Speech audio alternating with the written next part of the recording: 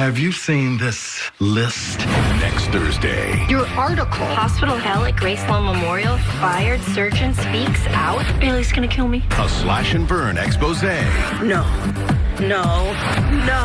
will cause total disarray. You can fix what your girlfriend broke. Back to Bailey. Leave. Bye. We're in damage control mode. How bad is it? I would like to explain to Bailey. All new Grey's Anatomy. Next Thursday, 7 Central on ABC. Hey guys, so first up, I'm very sorry for getting my review of the episode up a day later. I was watching the Patriots game last night, so I didn't get to watch Grey's until today. Now, speaking of the Patriots, there is a link to an article from the Patriot Ledger where it asks you to vote for the high school athlete of the week, and my cousin Delia Lee has been selected as one of the candidates for the high school athlete, and it would be really appreciated by me and my family if you guys could just click the link and vote for her. Again, Delia Lee, and there's a link to the Patriot Ledger article in the video description.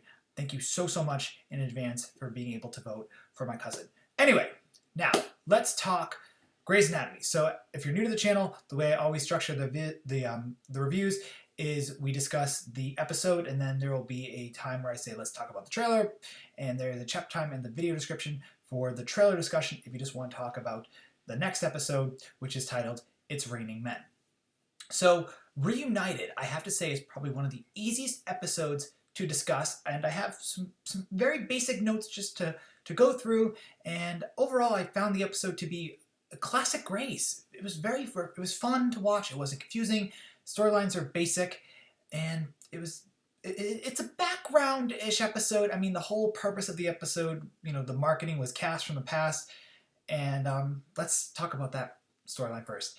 And cast from the past, by the way, Holly Marie Combs and Alyssa Milano are not, Grey's Anatomy actresses. They are from Charmed, and which was on in the late '90s and early 2000s. But Disney was trying to grab you with nostalgia. So Alex and Richard were dealing with Holly Marie Combs and Alyssa Milano, which were the Peterson sisters.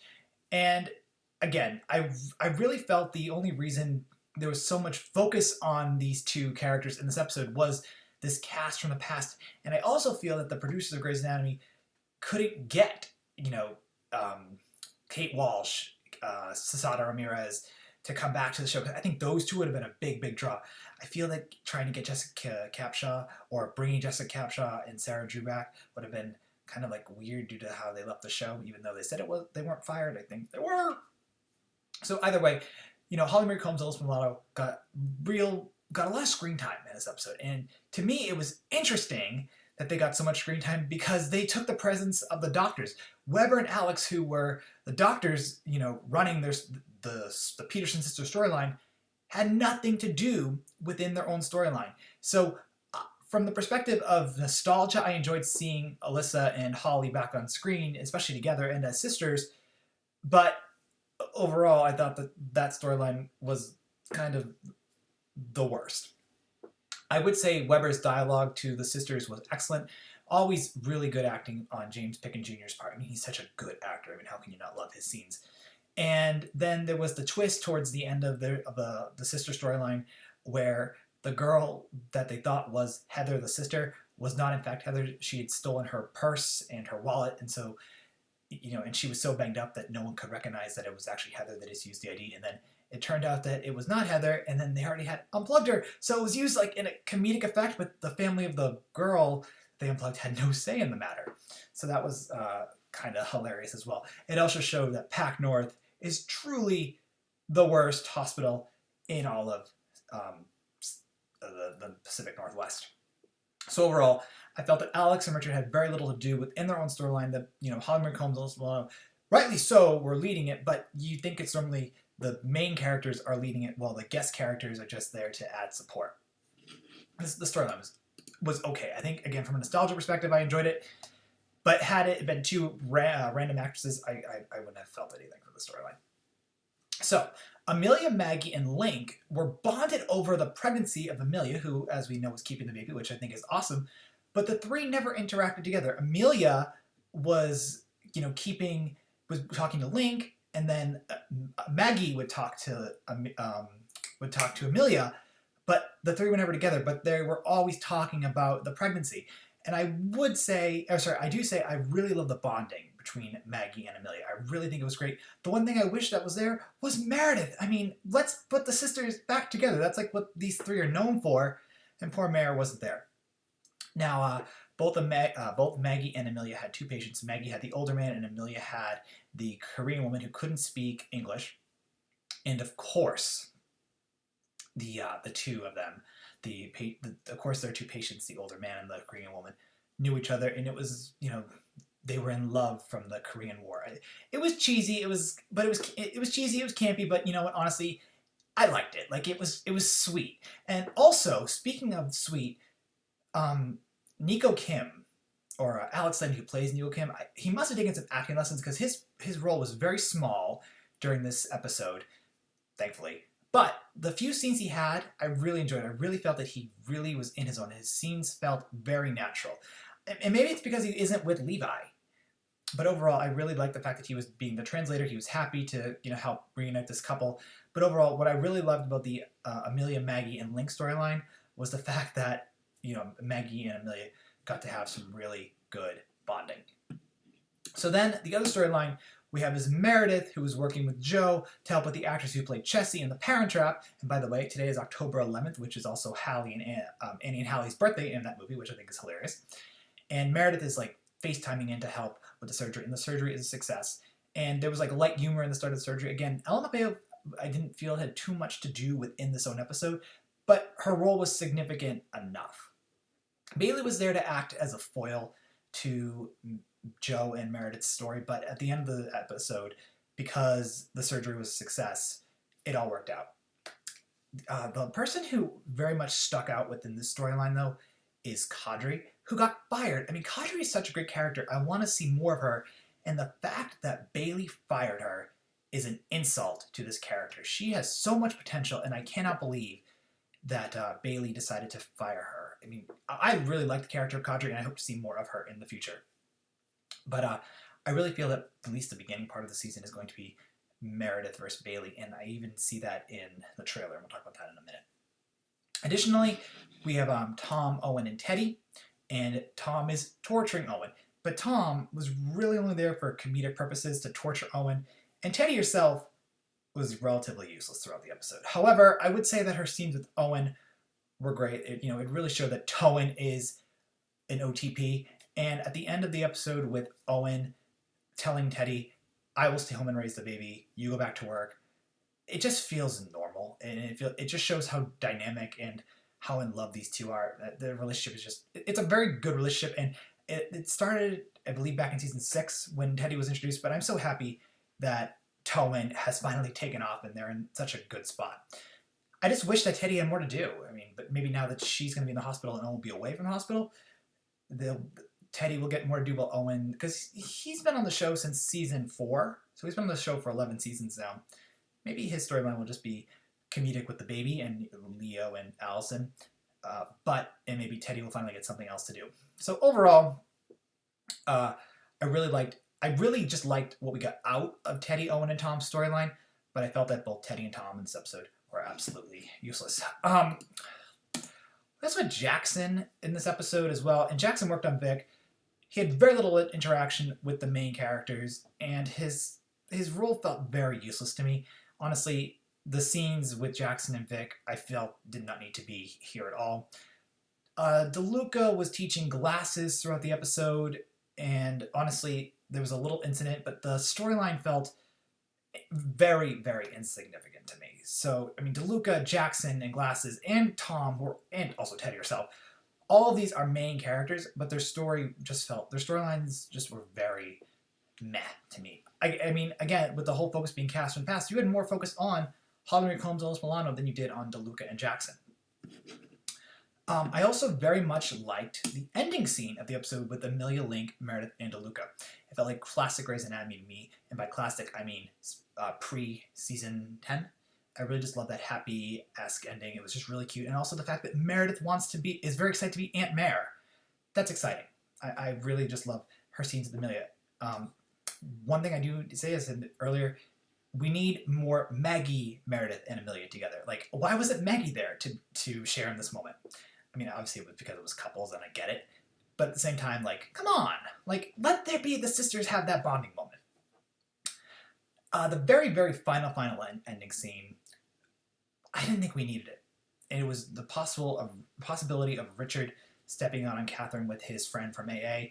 Honestly, Richard is too good of a guy to willingly cheat on his wife. I mean, I know that he did cheat on Adele, but Adele was so sick and just not there. And I mean, then Adele died, and then, you know, his relationship with Catherine has been through so much, they don't need to have a cheating scandal.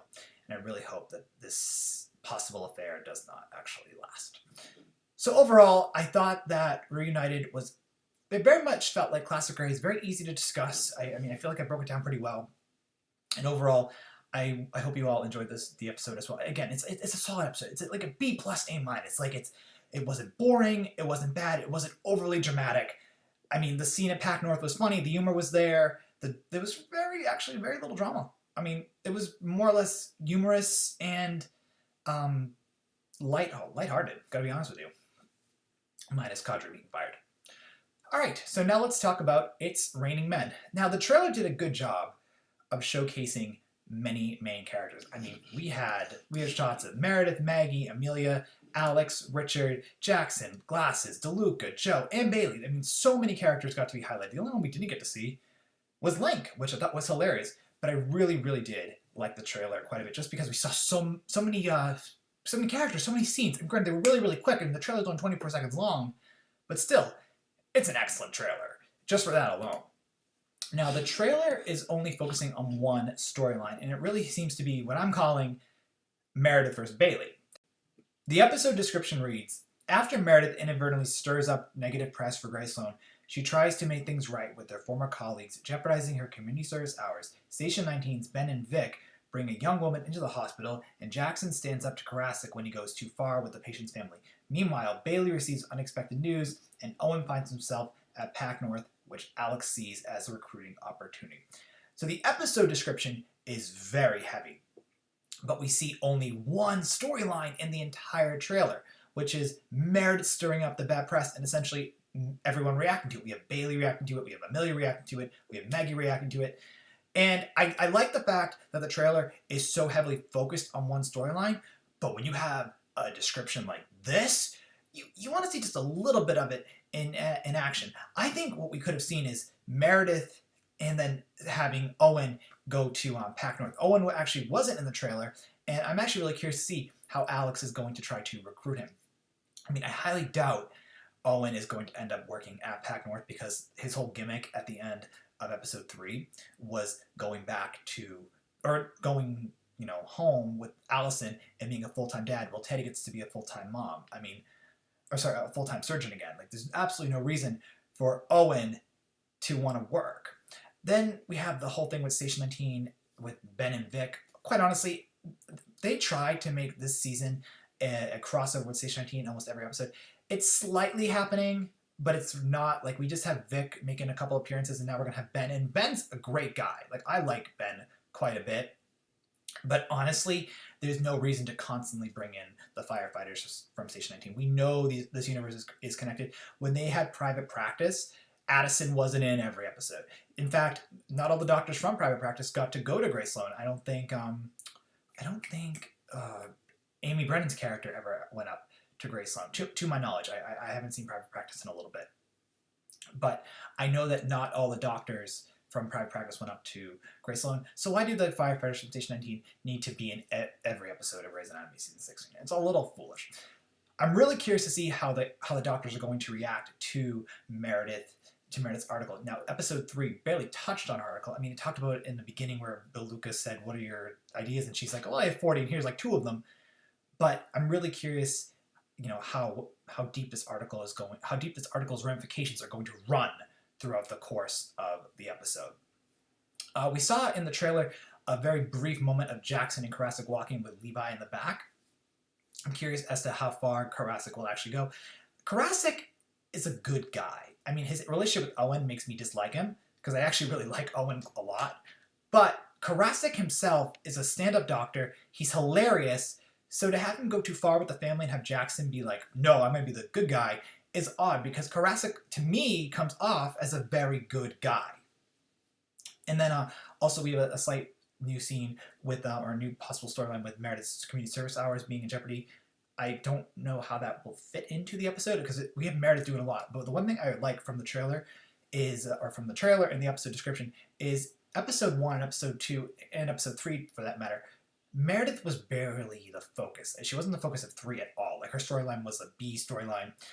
In episode 2, I would say her focus was even less than episode 3. So it's good to see an episode where Meredith finally gets to be front and center. But I also understand from an acting perspective why Ellen Pompeo doesn't want to always be running the episode because, I mean, she's been doing this for 16 years. She can have a break and be, you know, in the B storyline for a little bit if she so chooses. But I'm excited to see Meredith do more throughout this episode. So overall, I think the episode description is more alluring than the episode, than the trailer for the episode. But I really love all the shots that we get in the trailer of all the characters, and I'm looking forward to seeing what's going to be going on. I really feel this episode is going to be dramatic, but not like emotional drama. It's more going to be like, oh no, she did it, and oh my god, why? And like, I can't believe this is happening. Which, hey, that's also how Grey's Anatomy works as well. Not every episode of Grey's Anatomy needs to make you cry. So overall, episode 3 was solid. The trailer for episode 4, I just wish it had a little bit more in it for the storylines because the episode description is more alluring. But overall, I'm very excited for episode 4 due to the very detailed episode description, and it looks like we're going to be getting some drama. So thank you so much for watching my review of episode 3 and episode 4. And please, if you don't mind, click that link in the video description to vote for Delia Lee on the Patriot Legend for Best Athlete of the Week. Thank you guys for watching, and we'll talk real soon. See ya!